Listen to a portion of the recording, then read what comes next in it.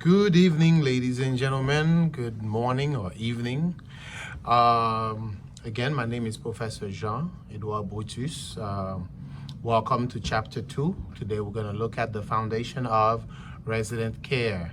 The first thing we're going to work on is understanding the importance of verbal and written communication. Communication, which is the process of exchanging information with others by sending and receiving messages. Now, we have two types of conversation, or should I say communication. Verbal, which involves the use of spoken and written words or sounds. And then there's nonverbal, which does not use words, but may use behavior, body languages, posture, facial expressions, etc. Example is this body language here, which is communicating that this young man is really not interested in the information that she is providing. Can you think of a situation where someone was sending one message with verbal communication and a completely different message with nonverbal communication? So if you're communicating with your resident and you're saying something, but your body language is showing something else, then you are basically sending mixed messages to your resident. Okay? So when caring for a resident, the NA should speak in a language that the resident can understand, or find someone who speaks the language. You may use picture card, gestures, translation devices, or someone that can translate for you. It is very annoying, very stressful to our resident when you speak a language in front of the resident that they do not understand. Especially if your resident has some type of mental condition that could trigger different kinds of behavior, actions, etc. The nurse assistant must give oral report in the following situation. But how can the NA give that oral report? Well, the following situation, they require immediate oral or verbal report, verbal communication. If the resident has a fall that you witnessed or did not witness, witnessed or unwitnessed fall, complain of chest pain, severe headache, difficulty breathing, or patient not breathing, that's an immediate report. Abnormal vital signs, abnormal pulse, abnormal respiration or blood pressure or temperature, change in mental status. So you show up and the resident all of a sudden is confused, which is not their norm. Sudden weakness and loss of mobility. If your resident has a high fever, you have to communicate that right away. Loss of or change in the resident's consciousness. Where if the resident is bleeding, you must report that right away.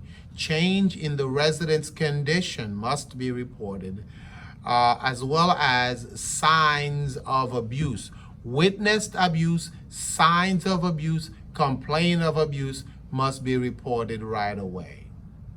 When you're communicating with a resident, always greet the resident by his or her preferred name. So you will ask the resident how they want you to address them. You identify yourself, focus on the topic of the conversation to be discussed, right? Face the resident while speaking. We have some residents who are hard of hearing and they need to see your lips, your face, so they can understand what you're saying, okay? And while you're in the presence of the resident, talk with the resident, not with other staff members while providing care. Listen and respond if the resident speaks to you. Use positive languages and smile. Encourage the resident to interact with you or with others or with their roommate. Be courteous. And when it's time for you to leave, Mrs. Jones, I'm getting ready to leave. Is there anything else I can do for you? When communicating with the resident, it is important to use the name the resident prefers. Okay? You should not use first names or last names unless they are okay with it or they ask you to do so. Okay? To have effective communication, we need to gather information. Objective information are the type of information that you gather by what you see when you see something, hear, touch, or smell. We call these signs. So when you're in the presence of the patient, you pay attention to what you see, hear, touch, or smell. Plus, you can also gather information by what the person says. Subjective information.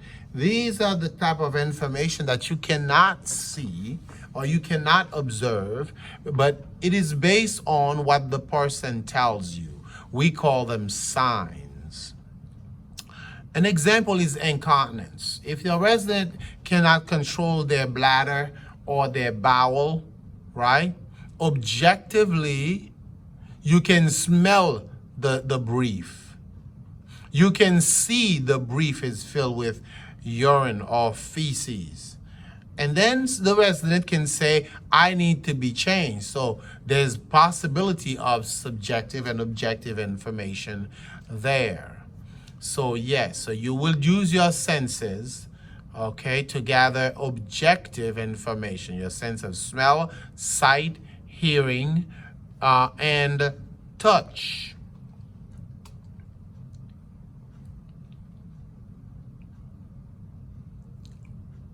So nursing assistants needs to be familiar with medical terminologies and abbreviations. I want to caution you that in the back of your book, you will see some medical terminologies and some abbreviations that you definitely want to get used to, because you will encounter, you may encounter a few of them on your state exam, along with the fact that as you work on your floor, as you work with your residents, well, that's the language that we use. Nursing assistants need to remember these steps when answering the phone at work. Identify the facility's name and your own name and position. Place the caller on hold if needed. Write down messages, okay? And say thank you and goodbye, and pick up and write down the message, right? It is a violation of confidentiality to give information about staff or about residents over the phone. Emphasize, let's see here. Oh, yes. Now, answering the call light is an important part of your job as a CNA, because your patient will put on the call light and they're relying on you, okay? The call light is the way for the resident to reach out to us and say, I need help. So it is important to place the call light within the resident's stronger hand at all time, within reach at all time, okay? Now, cliches are phrases that are used over and over again, but they don't mean anything. So you really want to avoid cliches when you're talking to your patients. Things like, everything's gonna be all right. That's not true, you don't know that. I understand how you feel. Do you really understand how the person is feeling? No, you don't. So avoid cliches during your conversation. There are certain other barriers to communication that must be avoided, like words that your patients cannot understand, asking why questions. That sounds a little judgmental, don't you think? If you speak a different language, if you cannot understand the resident, if you're using slang, well, if the resident is hard of hearing, all of these are examples of barriers to communications. Okay. All right. Now, when a person cannot communicate well or they cannot understand the form of of communications, for example, your patient, they manifest this defense mechanism, this unconscious behavior that is used to release tension or cope with the stress. So that means they could ignore you, or they some of these defense mechanisms can be denial, projection, displacement, rationalization, repression, and regression. Denial, the patient simply doesn't believe you or simply denies that, they don't really want to acknowledge the conversation. Projection, they put the blame on somebody else. So these are some expressions that we're not going to spend too much time on. Let's move on. So during communication, pay attention with the patient's culture, with the person's culture. It's a system of learned beliefs and behavior that is practiced by a group of people and is most often passed from one generation to the next. So paying attention to culture is very important during communication. Okay? Now, culture can influence distance during communication, such as personal space, level of comfort with touch, okay, eye contact. So different cultures, they have different practices. You can think of some examples of communication changes in your own culture. In the American culture, when we speak to someone, we look at them straight in the eyes. Some other cultures requires that you look down or look elsewhere, depending on who you're talking to. If you're talking to an elderly, you look down. Okay? That's an example of some cultures. Now, communication with patients with special needs. Special needs. Well, an impairment is a loss of ability or a loss of function. So that person has an impairment. It may be a mental illness. Mental health, everything is functioning normally, emotionally, intellectually. All the abilities of the minds are there when there's mental health. But when there's a mental health disorder, okay, it affects the person's ability to function. It often causes inappropriate behavior, confusion, disorientation, agitation, anxiety, depression, fear, apprehension, loss of memory. A lot of those things can happen. Okay, combative, violent, and hostile behaviors can be a manifestation of mental health disorder. Okay, the nurse assistant should remember the following when communicating with a person with a resident with hearing impairment. Make sure the hearing aid is on and it's working. Reduce or remove noise. Get the person's attention first, like a touch on the shoulder, if they're okay with that. And then speak clearly, slowly, and in good lighting so they can see your face and read your lips. Do not shout or mouth words in an exaggerated way. Lower the pitch of your voice. Keep your hands away from your face because they want to read your lips. Speak to the side with the better hearing. Use short sentences, simple words. Repeat the sentences that you said. You may have to repeat yourself. Try to do that without getting frustrated. Use picture cards or notepad. Remember, this is a hearing impairment, a condition that they cannot just turn the switch and fix it. No. Therefore, you have to be patient.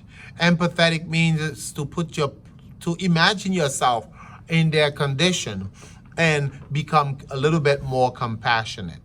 Ask the resident to repeat what was said when necessary. Observe body language. Be understanding and supportive. Make sure eyeglasses are clean. Well, oh, wait a minute. These are some techniques when you're communicating with a vision impaired patient, okay? When they have vision problem.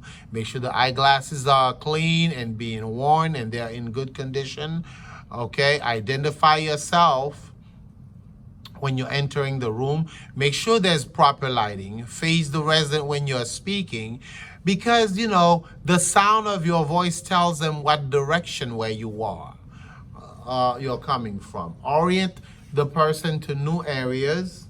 Tell the resident what you are doing. Talk directly to the resident. And use the imaginary clock as a guide to describe a position of objects in a room or position of food on a plate. Do not move items in the room because they remember where items are, so they don't trip all over them. And if you move anything, put it back where you get it, where you found it. Tell the resident where the call light is. Leave the door completely open or closed depending on the resident's choice.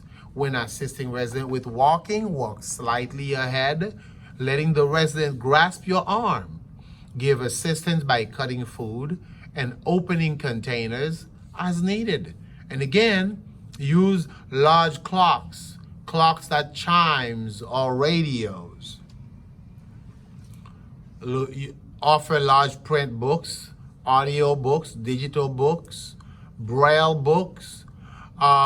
If the resident is using a guide dog, don't pet that dog. Don't play with that dog, because that dog is on a mission and it needs to be focused. Encourage the use of other senses. Yes. When working with a patient with mental health disorder, it's important to remember the following. Now, this is you communicating with a patient that has mental health disorders. First of all, do not talk to them as if they are children. They find that disrespectful and degrading. Use simple and clear statement in a normal tone. Make sure that you say that what you say and how you say it does show respect and concern. Sit or stand at a normal distance from the resident, and your body language is very important. They pay attention to that. Be honest, be direct, as with any resident. Avoid arguments. Your patient with mental health disorder may have different perception because of the mental condition they have. So we do not argue with these residents. You work with the signs, with the symptoms that you see. Maintain eye contact, listen carefully. A mental health disorder is a disorder like any physical disorder, like hypertension. People who have mental health disorders cannot just choose to change their behavior and be well. That we need to remember. So a person with mental health disorder may manifest a few different types of behavior: uncomfortable behavior, difficult behavior. One of them would be a combative disorder. Remember, block blows, block punches, and step out of the way. Before it escalates to that, exit the room, excuse yourself. This is where it's important not to argue with the person. Allow the resident time to calm down before the next interaction. Give the resident space. Stand within an arm's length away in case they decide to become physical, so you can get out of the way. Stay calm, lower the tone of your voice, be flexible and patient, stay neutral. You don't need to respond to verbal attacks or to argue or accuse the patient of wrongdoing. Remember, we're dealing with the mental health condition. Do not use gestures that could frighten startled your patient. Be reassuring and supportive. Find out what provoked the patient. It could be that they have a physical need that they're unable to express appropriately. Report any inappropriate behavior. It is difficult to communicate with angry residents. Yes, when your resident is angry, you need to remember that behavior is being triggered by something. So you stay calm. Don't argue. Don't respond to verbal attacks. Empathize with your resident. Try to understand where they're coming from. Try to find out what caused the angry reaction. Listen carefully. Remain silent. Don't make fun of them. Be respectful. Explain what you are doing slowly. And answer whatever call light they have on promptly. Stay within a safe distance. Report inappropriate behavior. Be professional and do not overreact. Try distraction if possible and gently redirect the resident to a private area so they can calm down if your patient is manifesting inappropriate behavior. It is illegal for a nurse assistant to hit a resident. A nurse assistant must never hit a resident, no matter how the resident may have provoked him or her. Hitting a resident is considered abuse and may result in termination or legal action. Residents' physical and psychological health can depend a great deal on how we communicate with them. Nurse assistant must be comforting and kind with the resident. Listen if the resident wants to talk.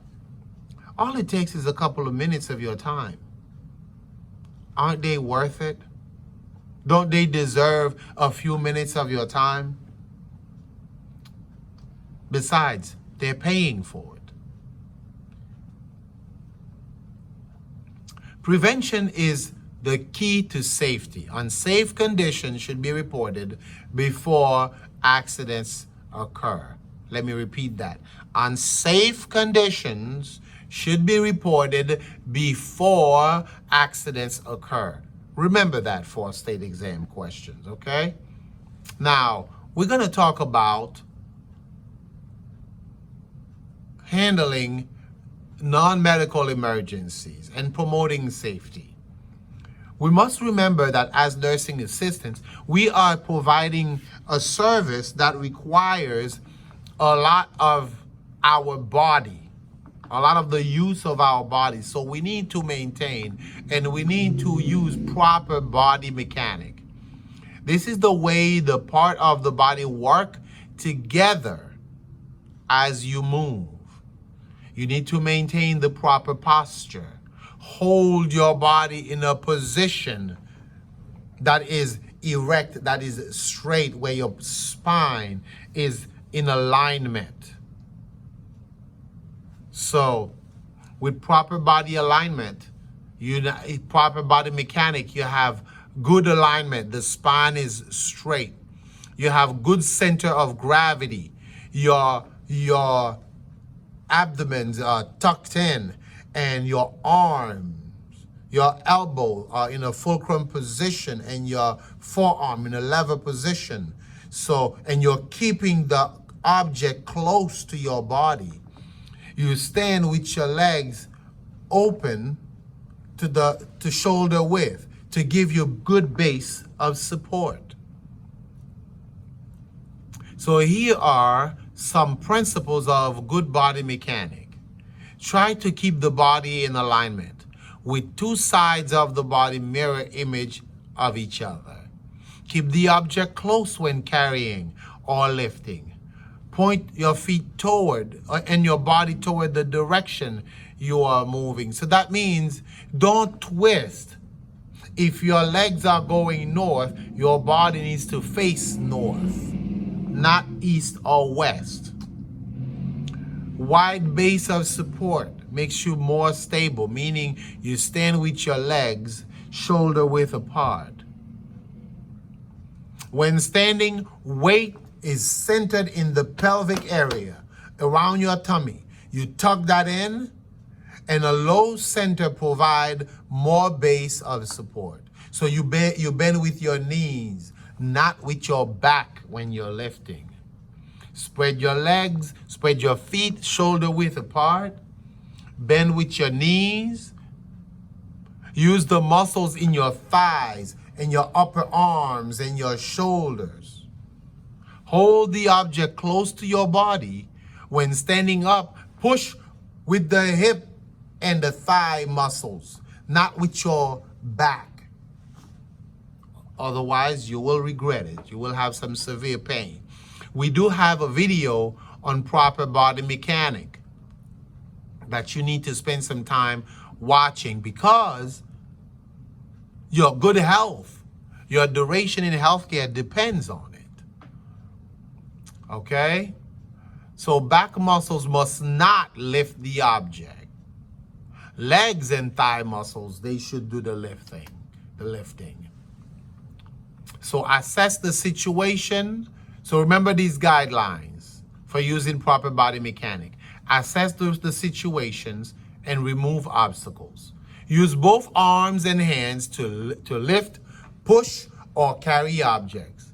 When lifting a heavy object from the floor, spread your feet shoulder width apart. Bend your knees, raise your body and the object together. Hold the object close to you when you are lifting or carrying them. Push or slide the object rather than lifting the objects. Avoid bending with your back. Avoid reaching as much as possible. If you are making a bed, adjust the height to a safe working level. Usually, raise the bed to your waist. When a task requires bending, use good stance. Bend with your knees to lower yourself rather than bending from the waist. Avoiding twisting at the waist when you're lifting or moving something. Instead, turn your whole body. Your feet should point toward what you are lifting and moving. Get help from coworkers when possible for lifting and helping a resident. Talk to the resident before you move them. Sometimes we find a resident on the floor. These things happen. Agree on signal. Lift or move on 3. 1, 2, and on 3, everybody picks up together. To help a resident sit up, stand up, or walk, place your feet shoulder width apart. Place one foot in front of the other and bend your knees. Never try to catch a falling resident. No. If your resident begins to fall, assist her to the floor. Report to the nurse any task that you feel you cannot safely do. Now, we're still talking about promoting safety and preventing accidents. All right. Fractures, a broken bone. These are some of the reasons why we want to prevent falls. A fall will cause a fracture in our patient. What can cause a fall? Disorientation, confusion about the place, person, time. Scald is another accident. That's burns caused by hot liquid. We serve them hot tea, hot coffee, hot cocoa, hot meal, hot bath, right? Warm bath or hot bath. So we have to pay attention to these things. So on any kind of exam, when pouring hot liquid for your patient, you want to bring the cup and the hot liquid away from the resident. Another accident that can happen would be abrasion, an injury that rubs off the surface of the skin. For example, dragging the patient's body on the mattress or the floor. So part of the job is to prevent things like falls. A fall may be caused by unsafe environment, loss of ability, disease, medication, loss of vision, gait or balance problems, weakness, paralysis, disorientation. So what is the CNA to do? Well, we can do plenty. Falls can be prevented if we clear the walkway. If we pay attention to the rug, is it a non-skid rug? If it's not, let's remove that. Have the resident wear non-skid shoes. Have the resident wear clothing that fits so they don't trip all over them. Keep frequently use the personal item close so that way they don't have to get up to go get them. And set the call light properly. You can avoid a fall if your resident needs to use the bathroom. Clean up spills, because if your resident trips and fall on the spill, then you know that's a problem. Report any loose handrails immediately. Mark hazardous area. Improve lighting. Locking the bed, locking the wheelchair. That's very important. Remember that on your state exam if you have to transfer a patient from bed to chair. Return the bed to lowest position when you're done before you leave the room. Get help. Offer toileting assistance and respond to requests promptly. Leave the furniture in the same place, especially for your blind patient. Pay attention to the residents that are at risk of falls. Never try to catch a falling resident. You can lower them to the floor if they're close. Report falls and complete incident report. Our residents can be burned by dry heat. You can see the examples, wet heat, or chemicals. So we got to pay attention to that. We look around for these items to make sure that there's no risk for our patient, especially when we walk away. We can prevent burns and scalds if we check the temperature of the water before the shower. Report frayed cords. Communicate about hot liquids. Pour the hot liquid away from the resident. So the resident needs to know that this is the hot coffee that they requested. Keep hot drinks away from the edge of the table. Use lids. Make sure the residents are sitting before serving them hot liquids. Monitor heat producing equipment.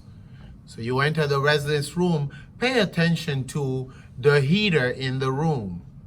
Maybe they have a jacket on top of the heater in the middle of winter, and that heater is pumping out heat. That's a fire hazard.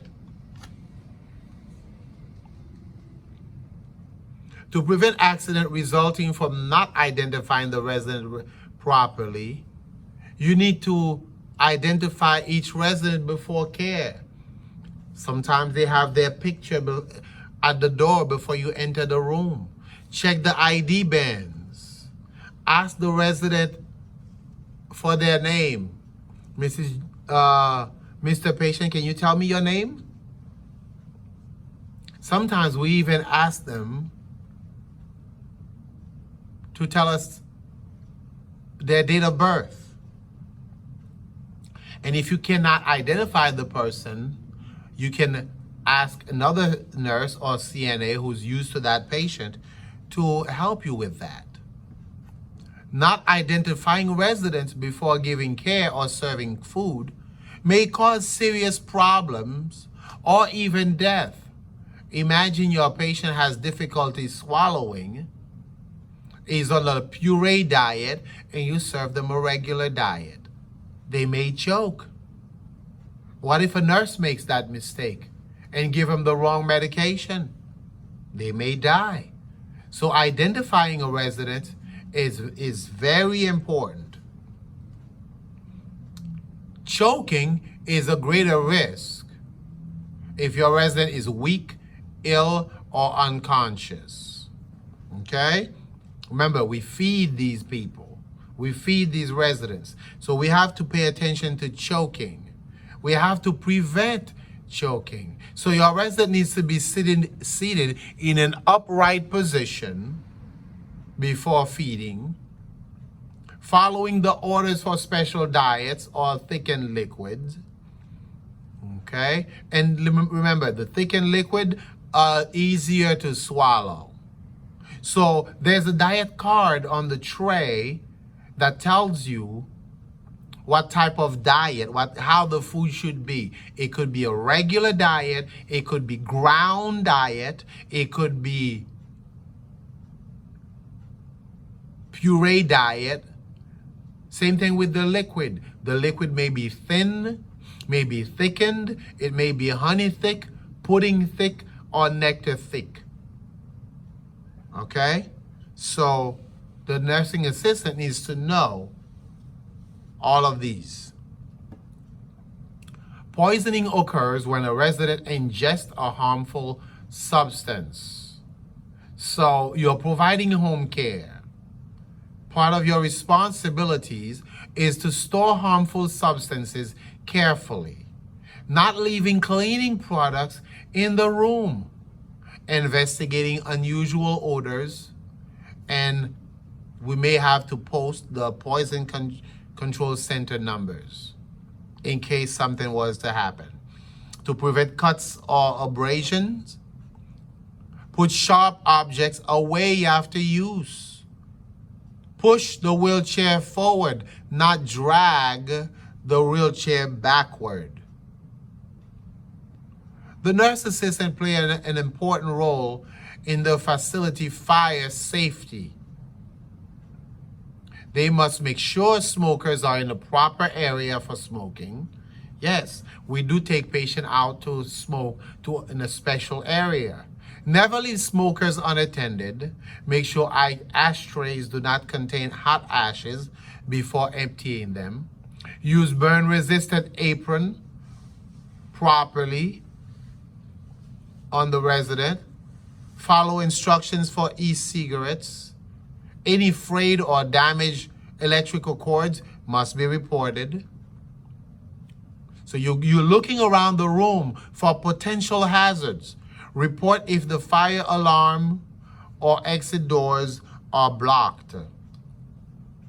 For fire safety, now you need to remember this for your exam. How to use a fire extinguisher. Pull the pin, aim at the base of the fire, not around. Aim at the base when spraying. Squeeze the handle. Sweep back and forth at the base of the fire. In case of fire at a facility, so remember to use RACE. R is to remove patient from danger.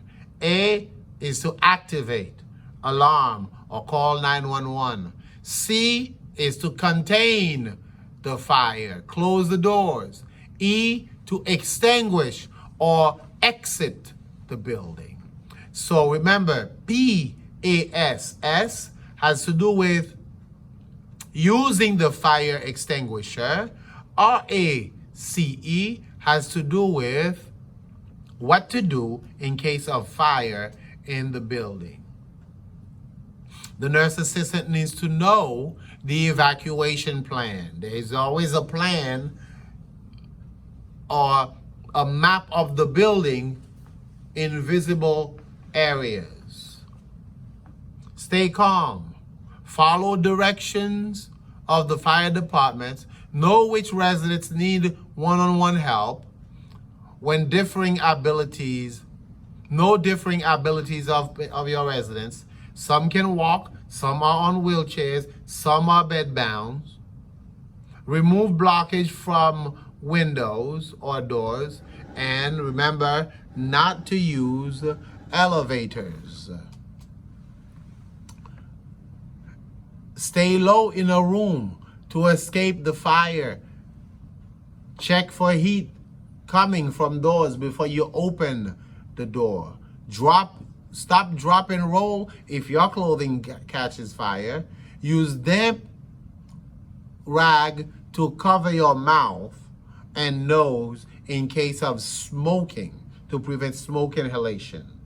Leave the building as quickly as possible and move away from the building. Electronic e-cigarettes are becoming more common. They may not be allowed in some facilities. They do not contain tobacco. They contain liquid nicotine that is heated and turned into a vapor. That's very dangerous to the health as well, but some people still do it. Occupational Safety and Health Administration. It's called OSHA. The acronym is OSHA. This is a federal government agency that makes rules to protect workers from hazards on the job. OSHA requires what we call a safety data sheet. Okay? Safety data sheet details ingredients, dangers, emergency responses, and safe handling procedures. So usually at your job, the SDS data sheet is yellow and red, and it's usually in the dining room or in an area where the staff gathers so they can see it. Everybody needs to see it and know where it is. Okay? It has toll-free numbers. Okay? It must be accessible to all employees. It's very important for the nurse assistant to know where the SDS are kept at their facilities and know how to use them. Okay? Now, natural disasters do happen. Okay? We have flash floods here in New England. In Florida, they have full-fledged floods and hurricanes. We got earthquake or in some parts of the country. So, in case of natural disaster, okay, remain careful. So you're at work and natural disaster is happening or is just about ready to happen. Listen carefully and follow instruction. Remain calm. Know where exits and stairways are. Know where alarms and extinguishers are. Learn appropriate actions to take. Stay informed via internet, radio, or TV. Or, stay close to your supervisor to figure out what the next course of action is going to be. Conscious is the state of being mentally alert and having awareness of surrounding sensation and thoughts. Now, we unfortunately do deal with medical emergencies. Any patient that has a physical illness can experience a medical emergency at any time. So what should we do? Remember these steps. Assess the situation. That's the first thing you need to remember. Assess the situation. Make sure you're not in danger and note the time. Assess the victim. Is the situation safe for me to approach? Assess the victim. Check the level of consciousness. Tap on the shoulder. Are you okay? Are you okay? Look to see if your patient is breathing. If you see signs of movement, call for help or send someone to get help. You remain calm and confident and properly document the emergency after it is over. there are signs and symptoms of injury, nurse assistant should observe for in case of in an emergency. If your patient has a severe bleeding, that's emergency. Change in consciousness, irregular breathing, unusual color or feel to the skin, that's emergency. Swollen spaces on the body, medical alert tags, anything that the resident says is painful. So part of the training requires that you be trained in first aid. First aid are emergency care that we give immediately to an injured person by the first person that responds to the emergency. One example is cardiopulmonary resuscitation, CPR, medical procedure used when the person's heart or lungs have stopped working.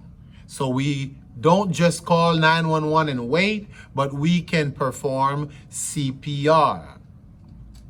Not all facilities will permit a nurse assistant to start CPR, even if they are trained to do so. However, when you're in the community, if you're doing home care, you may be able to save a person's life. So it's important to know the facility policy where you are working. Okay? So,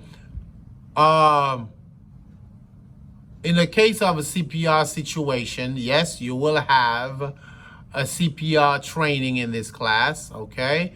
So, this is a brief review. Make sure that the scene is safe if there's a situation. There's an emergency. Check whether the person is responsive. Are you okay? Are you okay? Tap on the shoulders.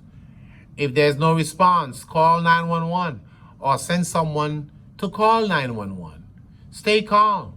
After calling 911, you may have to use an AED. Get it if it's available. And if you are trained to use it, use it. If you're not trained to use it, don't try it because it could cost you your life. Okay? Return to the person to provide CPR. Look, listen, and feel for sign of life. Look at the chest for rise and fall. Listen for sounds of breathing. Put your ear next to the person's mouth and nose. Feel the person's breath on your cheek. The person should be on his back, on a hard surface before you start CPR. So if they're on a bed, you would have to drag them to the floor. Give 30 chest compression. Place the heel of your hand on the sternum and place the other heel on the other hand on top of the positioned hand. Interlace your fingers. Position your body directly over your hand. Lock your elbows and shoulders. Look down at your hand and use the heel of your hand to give 30 compression. You got to push 2 inches deep with each compression. Push hard and fast and allow the chest to recoil completely after each compression. Do not take your hand off of the chest between compressions. Number 7, open the airway, tilt the head back slightly. Lift the chin with one hand while pushing down on the forehead with the other hand to tilt the head back. We call this method head tilt, chin lift.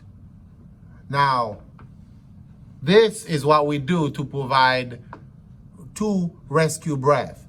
Rescue breath is no longer necessary due to the infection control prevention.